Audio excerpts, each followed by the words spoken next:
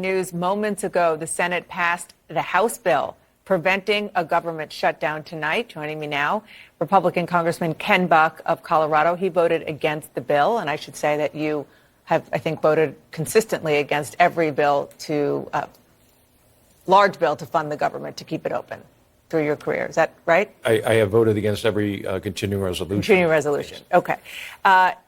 Given that, what do you think about what Speaker McCarthy said today? He went before reporters after the House passed the bill in a bipartisan way. It passed because Democrats crossed party lines to support it. Listen to what he said about that vote. You have members in your conference that won't let you vote for appropriation bills, doesn't want an omnibus, and won't vote for a stopgap measure, so the only answer is to shut down and not pay our troops? I don't want to be a part of that team. I want to be a part of a conservative group that wants to get things done. I think you're part of the group he's talking about. Well, yeah, I'll tell you what, he may not be the part of the team if he keeps talking that way, because he was high-fiving everybody like this was some great victory.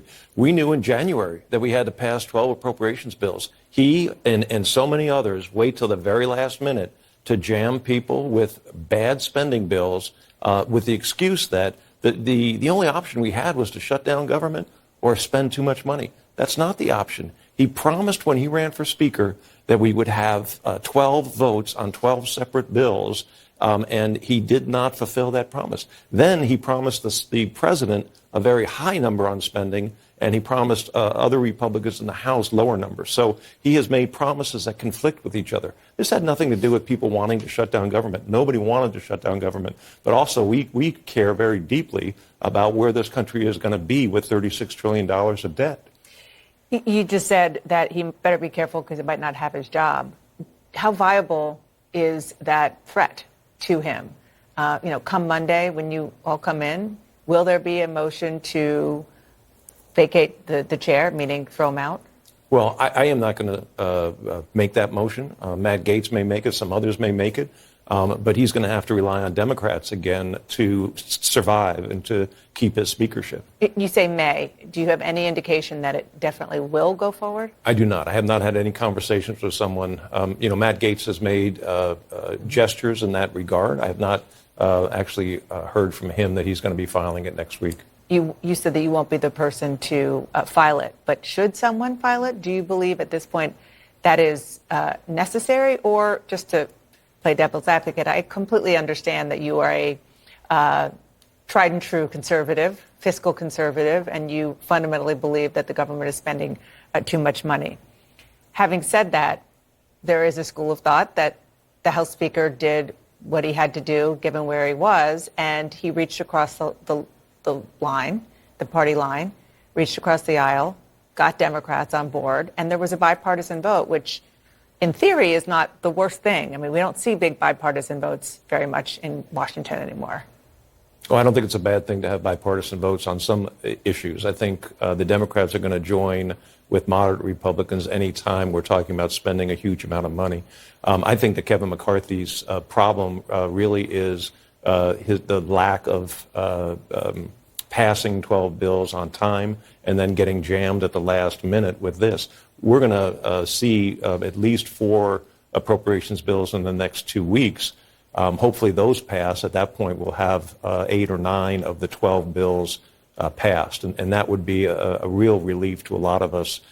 This 45 days will come a lot quicker than people anticipate, and we'll be faced with another crisis. What about Ukraine aid? The House Democratic leadership sent a letter to Speaker McCarthy, or put out a statement, rather, and in part it said that they expect Speaker McCarthy to advance a bill to the House floor for an up or down vote that supports Ukraine. Yeah, I anticipate that he will do that. We have had several votes on Ukraine. They have passed with large Republican votes as well as overwhelming Democrat votes. I think a Ukraine vote will pass the House. I don't know how he attaches it to something or whether he has a standalone bill or how he chooses to do that. But just the other night he pulled $300 million out of a defense appropriations bill. We had a floor vote on that. I think there were well over 300 votes to pass that. Do you believe that that was a commitment that Speaker McCarthy gave to the Democrats as part of the bipartisan vote to keep the government open today? I anticipate that's correct. I wasn't there in those conversations, but the bill that was coming over from the Senate was a clean CR with emergency funding and Ukraine funding. The only difference in our bill was the Ukraine funding wasn't there. So I guess that the cost for getting those votes today was to make sure that Ukraine funding is on the table. You have said multiple times that you believe that the impeachment inquiry into President Biden should be on the back burner while Congress focuses on funding the government and on spending bills. Is there any, have you talked to any Republicans in sort of your side of the conference that sees what happened today and sees what is going to have to happen in the next 45 days to not go through this again and says, well, maybe we should? Is that even realistic? No, I think that the weaponization of government committee, the impeachment of the president are all distractions that will make sure that the base is excited, make sure the base is donating money, make sure that people don't focus on the dysfunction that we have with a speaker who promises something different to a lot of different groups and can't deliver. Ken Buck, Republican of Colorado, thank you so much for coming in. Appreciate it. Thank you. And a Democratic congressman under investigation for pulling a fire alarm